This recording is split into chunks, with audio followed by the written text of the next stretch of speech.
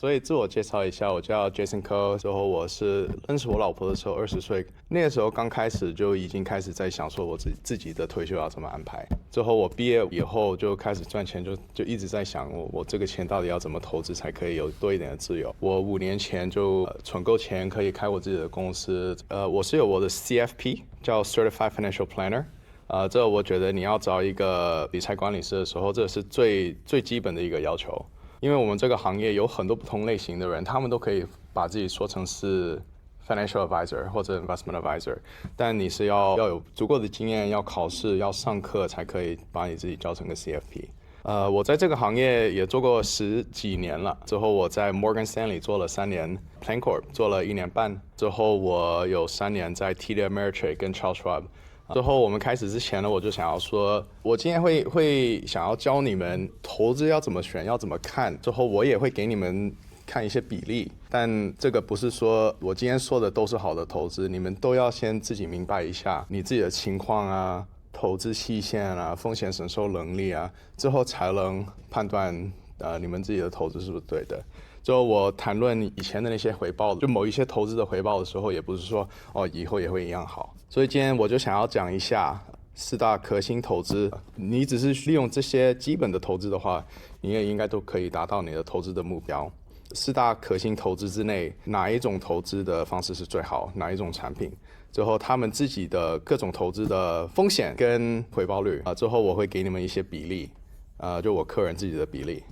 所以4大投资呢，最基本的就是现金嘛，这个每个人都知道，就稳定，但就不怎么涨嘛。你现在把银行放在 Bank of America， 利息是多少？他们反而不给你利息，反而还收你管理费用嘛。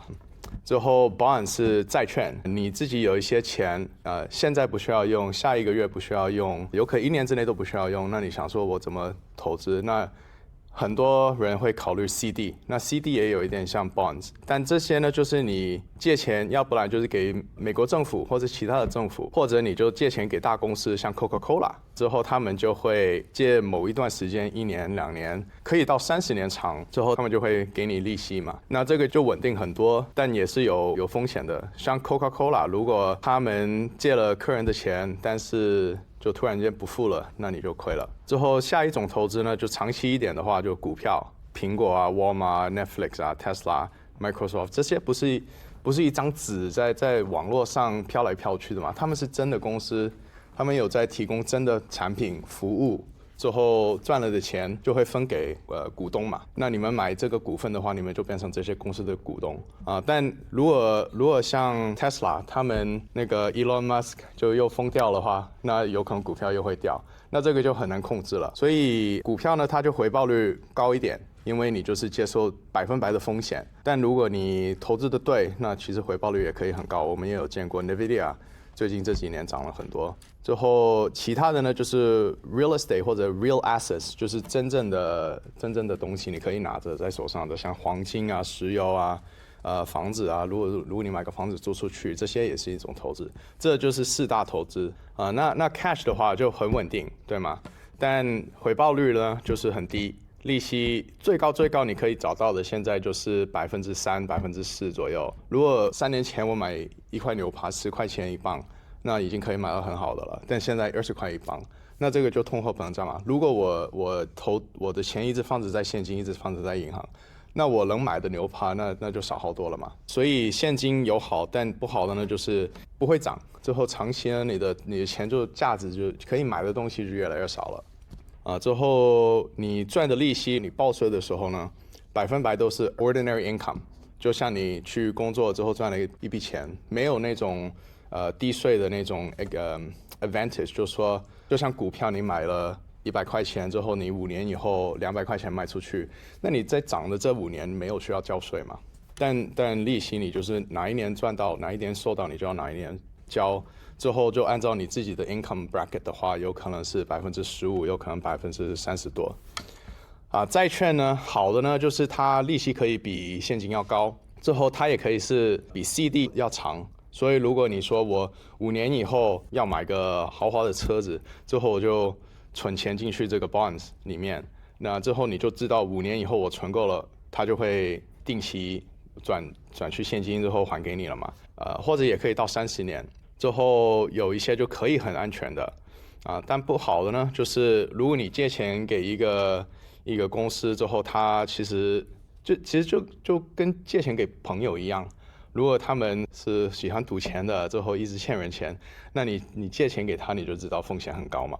那这种公司呢，就叫 high yield bond，之后他会给多一点的利息，但是那个风险就很高之后如果你买了一个10年的债券，你借钱10万块钱借给美国政府之后他给你4%的利息，但是1年以后，你已经有固定了这个10年只是赚4%，但如果下一年那个利息环境生长，你可以买一个新的10年的债券是负6%的，那你就觉得亏了嘛，因为你就没有这个机会来赚6%，你就锁定了你4%，所以也有这种风险之后买卖那个单独的债券就比较难。下一个是投资，在股票之内，好的呢就是它回报率是可以挺高的之后没有限制说1年只赚4%，1年只赚5%，像债券这样子。如果一个公司生意做得好，那它可以很容易的翻倍。现在拿一个 app Robinhood、Charles Schwab、Fidelity 买卖股票都很简单，而且都是 commission free， 所以这个也好。但不好的呢，就是太容易上瘾了，风险很高。如果你投资的对的话，有可能也需要10年的时间才赚到钱，所以这就股票不好的地方之后 real asset 就是黄金，去 Costco 也可以买。房子每个人都有可能有经验买过，或者想要买来租出去。好的呢，就是这种投资呢，就如果通货膨胀很高，那有可能黄金也会升。但问题呢，就麻烦。如果你有 physical 的黄金你可以拿的，你有可能可以被偷。我现在就有个客人，他有20万的黄金，最后他要从加州搬到 North Carolina， 那他也不敢带着20万的黄金在飞机上，所以他想说他自己要开车搬家。最后他要找一个公司来存这个黄金也麻烦。最后 real estate 也很麻烦，如果你租出去客房有可能也会有一些问题，或者不付钱，之后房子也要修理，也很麻烦，也很贵。之后如果你要卖房子的话，股票你就几秒钟就可以卖了嘛，但房子又要修，又要通过 city inspection， 之后也要付很贵的 commission， 这样子投资了以后才知道多麻烦所以这就是4大主要的投资了。之后哪一个是最好呢？就真的是要看情况，你自己的目标。如果有一些钱是10年之内要花的，那有可能不该投资在股票市场之内了，有可能要考虑bonds 这样子债券。但如果你是想要你一辈子都有一些收入的话，那如果你不投资在股票，不投资在说房地产，那你就好难可以退休的了。因为如果你全部的钱都只是放在现金或者债券的话，你回报率真的会很低很低很低。所以像现金的话，这个就很直接了，你就开一个 high yield savings account， 走进去的一个银行，那这些他们都不会给你太高的利息，因为有一栋楼很贵嘛但 online 这网络上的银行可以付高一点的利息像我自己用 Discover， 它付3.3%。如果你不需要那个钱可以马上从银行抽出来的话，那你也可以考虑这种投资，像 money market fund。如果你在 Fidelity、在 Charles Schwab、在 Vanguard， 他们都有个人自己的 money market fund这些就稍微麻烦一点，因为如果你要拿钱出来的话，那要一点时间。你今天买，明天才可以抽，最后转去你自己的银行，你有可能也要3-4天这样子，而且是 business days， right？ 所以周末的时候他也不会帮你转。如果你可以接受说要1个星期才可以把你的钱抽出来的话，那像这个投资，这个我昨天才 copy 的这个 VBILL 是 Vanguard 0 to 3 month， 这个是美国政府债券，但只是1到3个月的，所以很短期很安全。那它付的利息就是 3.56%， 那这个可以挺高的。之后这些 Fidelity Money Market Fund 他们有很多不同类型的，之后也都是付差不多的。就它这种基金呢，它是买很多不同的，之后它一直都会有转新的。如果一个 1 month bond 1个月以后它就是到期了，它就会主动的买一个新的3个月的，所以它一直会转，所以一直会投资，所以利息环境变低，那你这种投资的利息也会变低。如果你自己买一个3月份的债券，美国政府债券，那你就可以省了这个管理费用嘛，0.07，之后你的利息就可以是3.63左右，但就变成你每3个月都要再买。如果你差几天没有忘了，那你亏了那个利息也不值得了。所以这种投资也是值得的，有时候。这是 ETF， 所以你在哪里都可以买。Fidelity Money Market Mutual Fund 你只能在 Fidelity 买，才没有那种交易费用。但 ETF 基本上哪里你买都没有交易费用的了，所以我很喜欢 ETF。ETF 你可以知道说是没有5个字母的 ，Mutual Fund 都是有5个字母的。ETF 是 Exchange Traded Fund，Exchange 就是 Stock Exchange 的意思。如果你买 mutual fund 的话，你是直接跟 Fidelity 说我要买这个基金，之后 Fidelity 帮你做这个交易，所以他们就会有一点麻烦，就对 Fidelity 来说有一点麻烦。但 Exchange Traded Fund 就直接在股票市场上买卖，所以他们Fidelity 就没有这个麻烦。其实好多时候你看的话 ，ETF 会比 mutual fund 要便宜。之后这是一个 example 这是叫 US Treasury Yield Curve。之后你可以看这个 x-axis 就是0。1个月、2个月，这个就是说，如果你买一个3个月的债券，它可以给你多少的利息；买一个1年的债券可以给你多少的利息；20年的债券可以给你多少的利息。这是昨天拍的，这就叫一个 yield curve。所以现在看得出说，买一个20年的利息可以很高，但你真的想要你的钱锁住20年，只是赚4.8%吗？不一定。有些人有可能想，好多保险公司就会用这种投资。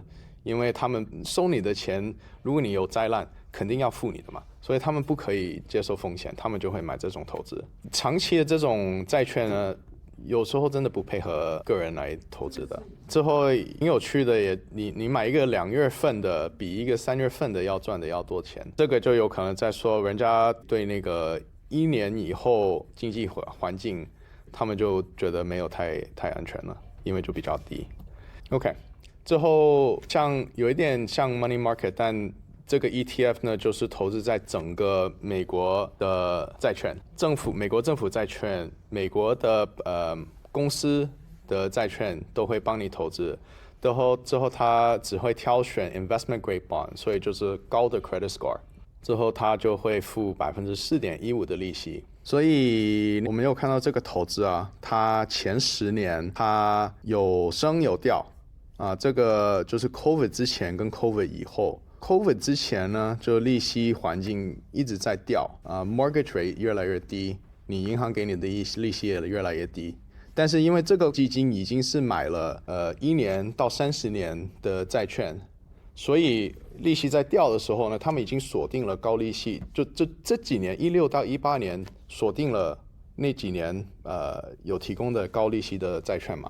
所以利息在掉的时候，这个投资有在升。但 COVID 以后，22年开始那个通货膨胀就非常厉害，之后利息也跟着涨，所以这种投资也掉了。但它掉的程度会比股票要低了，但还是有风险的。不是说它4.15%这个就是你固定的回报率了，因为它是一直会转新的债券。之后利息环境会升会掉，所以你的投资也会升也会掉，所以这个比较难明白。它也有不同类型的，它也有只是短期的1到3年左右的，之后它也有只是投资在公司的。一个公司借钱会比美国政府借钱利息要付的要高，因为风险比较高嘛，所以你可以看到这个 BND 它付4.15%，之后这个债券基金就会付4.84%这样子，因为是按照风险。之后看 portfolio， 之后我们看他的 holdings， 就他投资在哪里，所以他就买了一个 Bank of America 的债券 ，Wells Fargo 的债券 ，Goldman Sachs 的债券 ，Anheuser-Busch 就是 St. Louis 有很多 ，Morgan Stanley 的债券 ，Colgate 牙膏的债券 ，Facebook 的债券。好多人就会看投资的时候就不看说 OK 这基金之内是投资在什么的。另外一种产品呢是 Target Date Maturity Bond ETF。我之前有说过，你单独通过 Treasury Direct 买政府债券困难，之后你买 Coca-Cola 的债券也困难。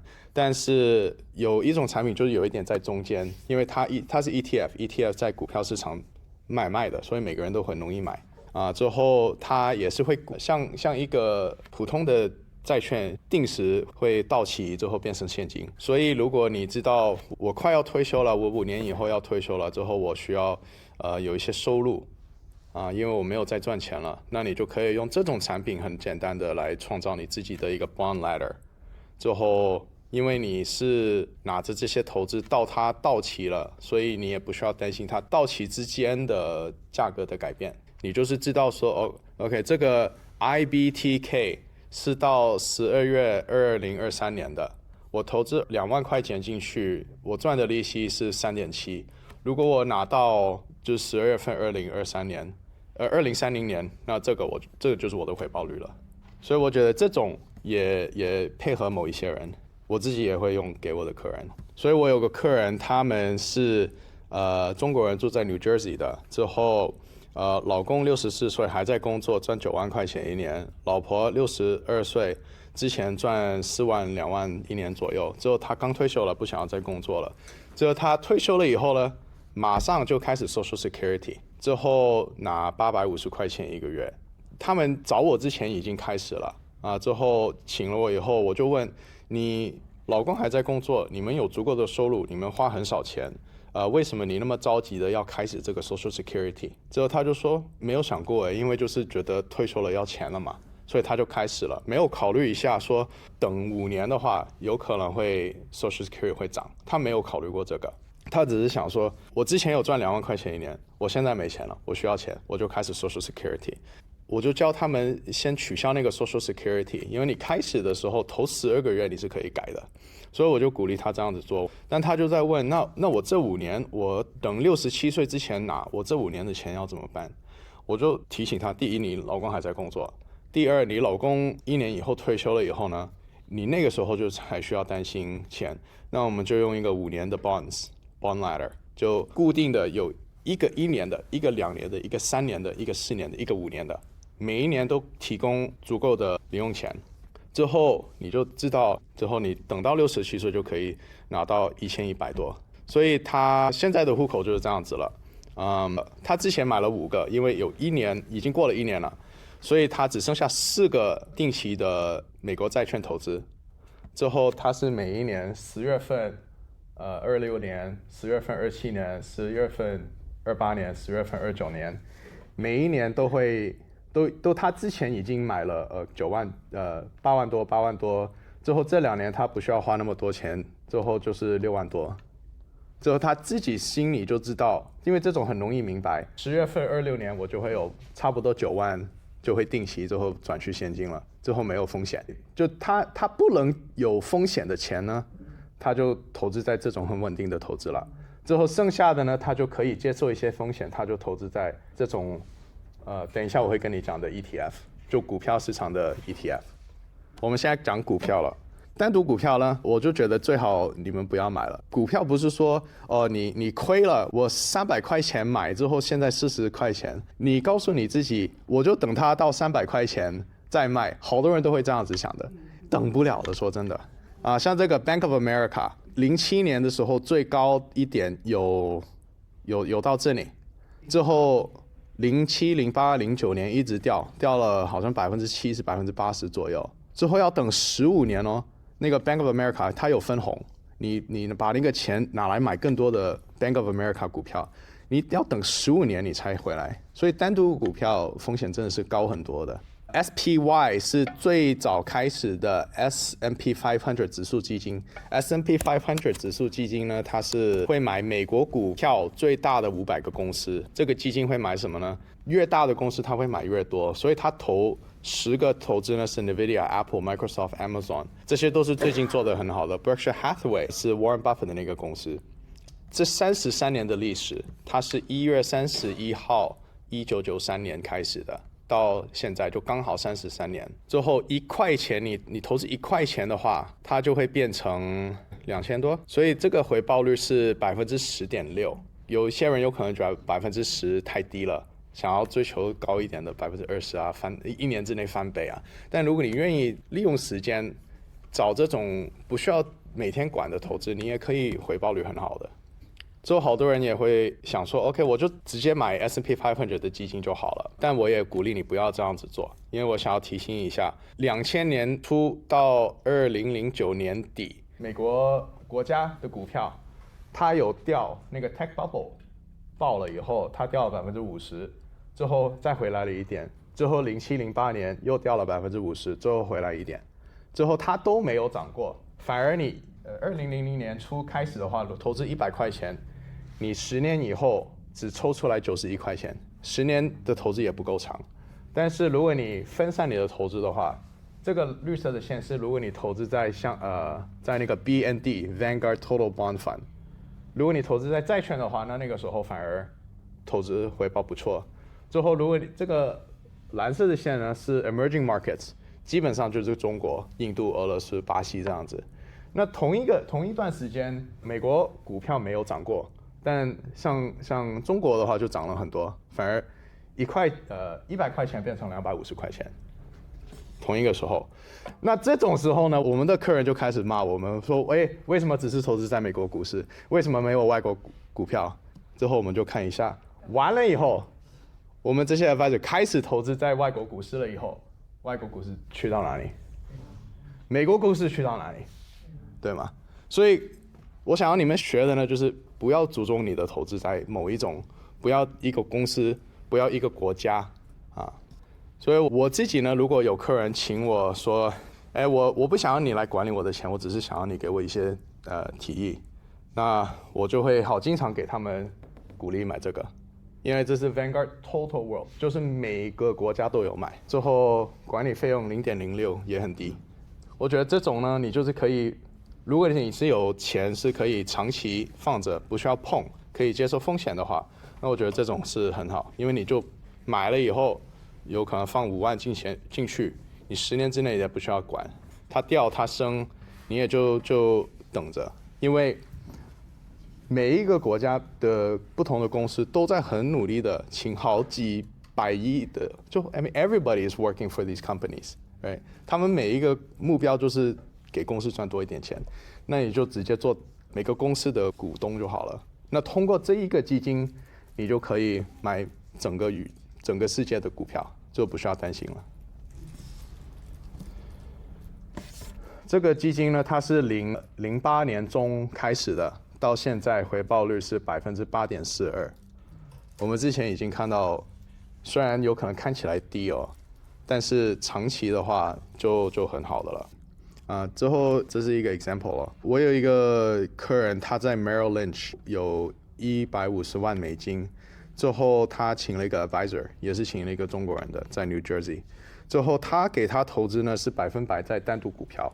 我客人的问题呢就是他没办法明白他自己的投资，之后他的费用也挺高的，所以我们就换成一个global ETF stock portfolio 呢。我等一下会给你们看的咯。之后他下10年需要退休用的钱，我们也放在 individual bonds。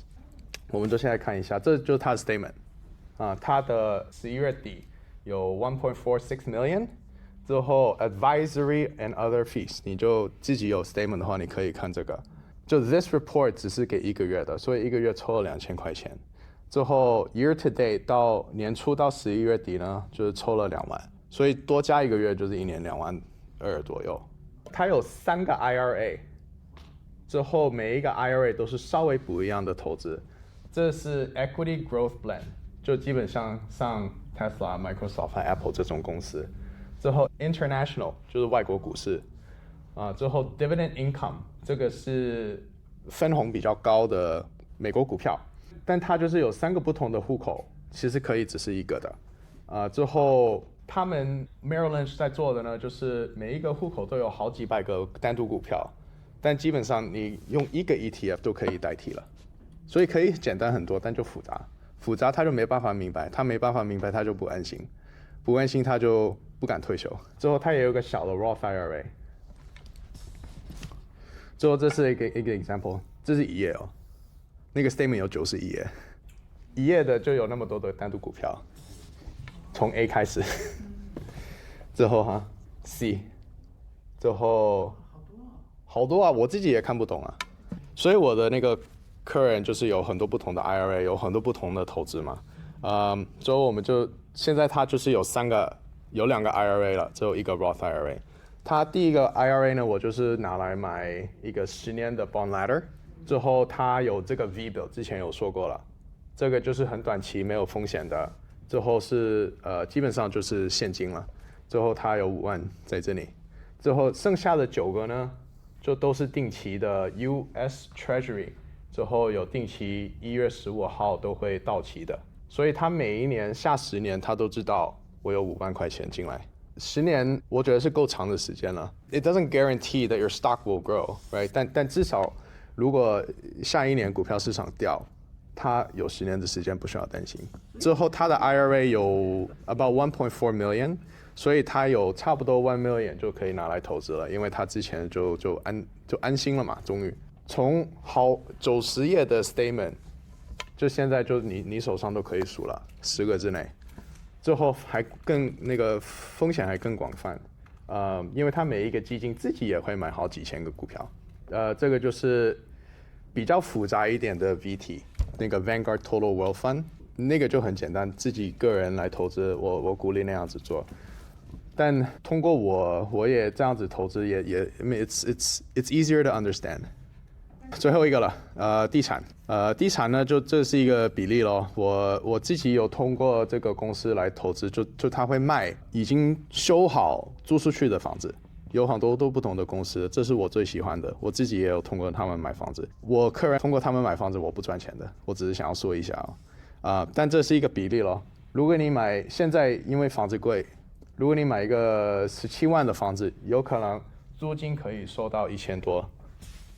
刚好1000多，但也不能忘记 property insurance 跟 property tax。这是1958年建的房子，所以有可能以后 maintenance 也会高一点。但我们看一下这个公司我自己觉得他们是管理的挺好的。他们修房子就会修的，就如果有一个HVAC system 或者那个屋顶只剩下几年，他们会直接换了，不会等说你买了以后再换。所以 maintenance 0，我觉得是 OK 的。但你有一个房地产的话，有很多不同的费用。你收入1年有可能14000，但是你要扣1600的 property tax，1000块钱的 property insurance，1000多的 property management fee。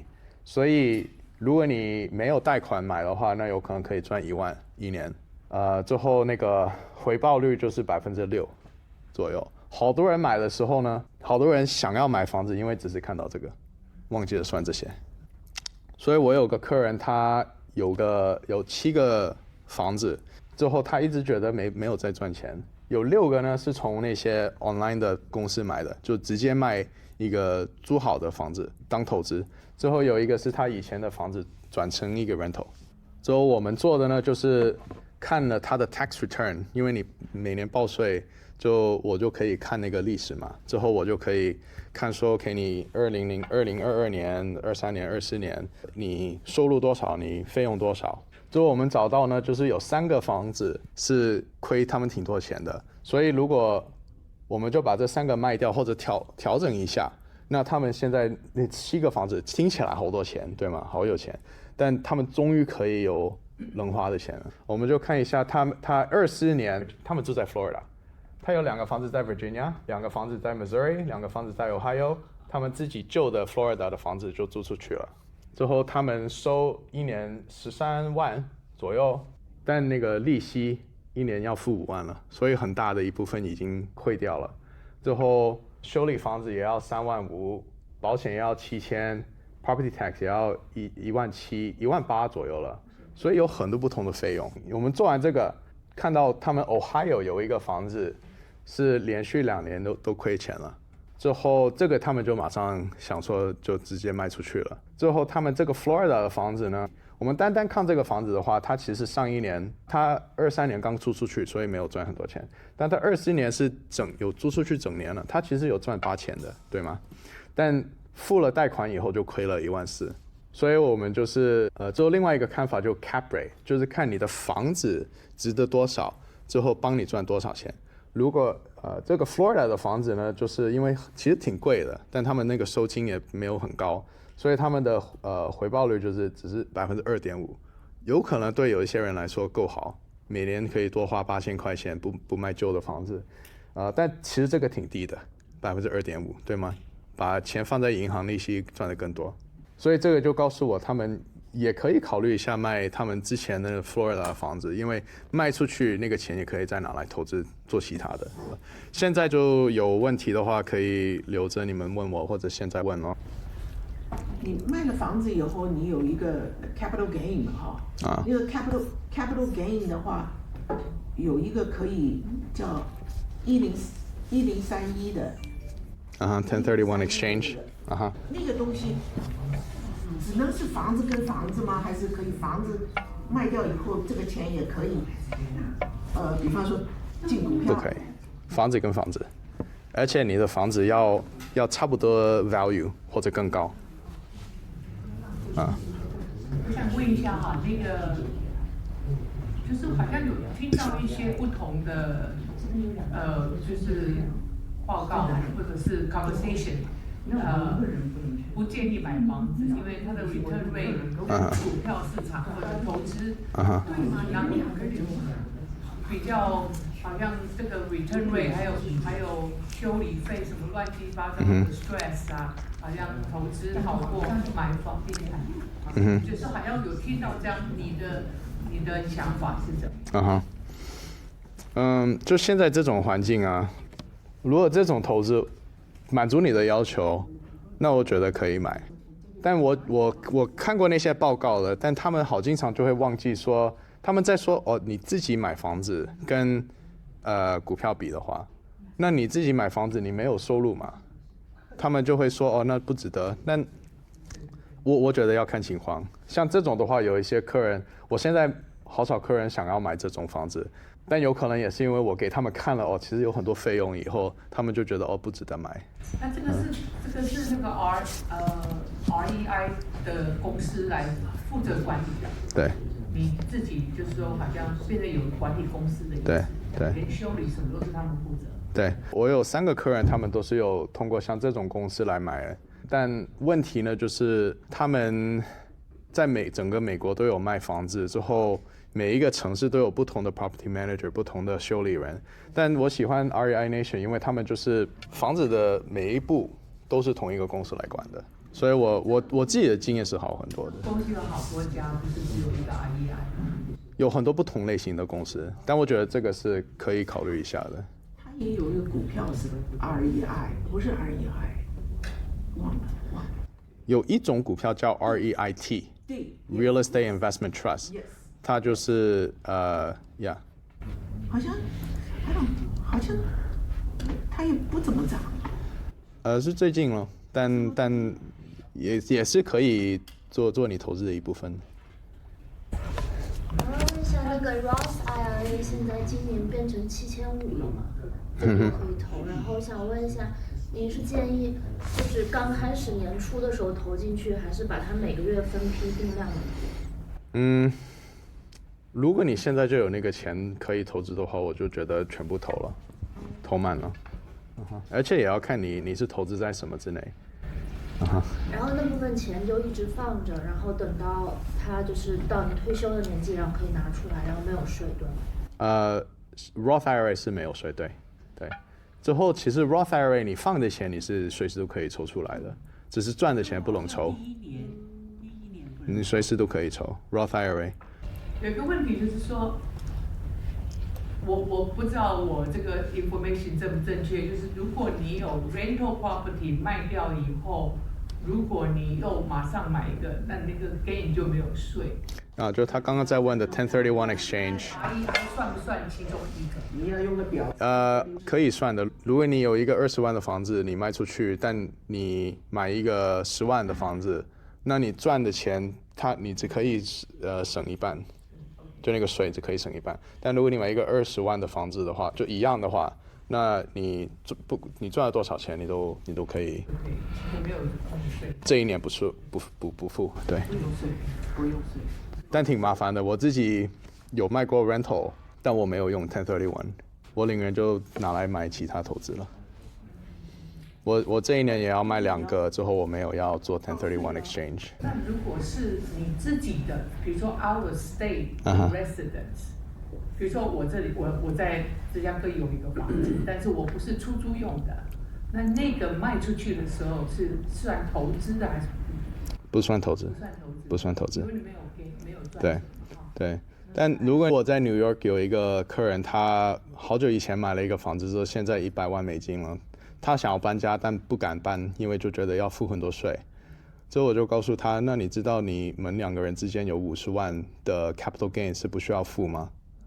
因为他们买了是60万的房子，之后现在$100万，那40万嘛，所以是50万之内，他们那个40万就不需要交税，他们没有知道这个。那是因为那是他的 residence。对，对， resident。对，他在这5年之内有住过2年，有住过5年。但你那个规律是，你要前5年要住2年，你就不需要交那个税。所以如果你有一个，就像我客人他 Florida 的房子，他刚转去一个 rental property， 如果他这好像2年之内选择要卖，你也没有 capital gains tax。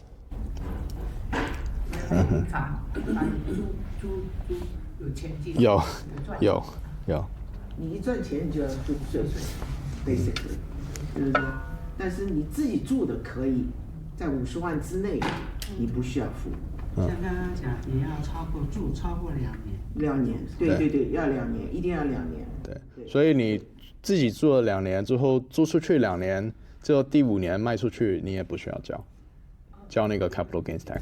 5年里头你只要住2年，就是这个意思。就可以出租，然后赚了钱就没有。对 ，OK， 好，还有问题吗？没的话那就结束了啊！谢谢你们捧场啊！谢谢 Jason，谢谢 Jason。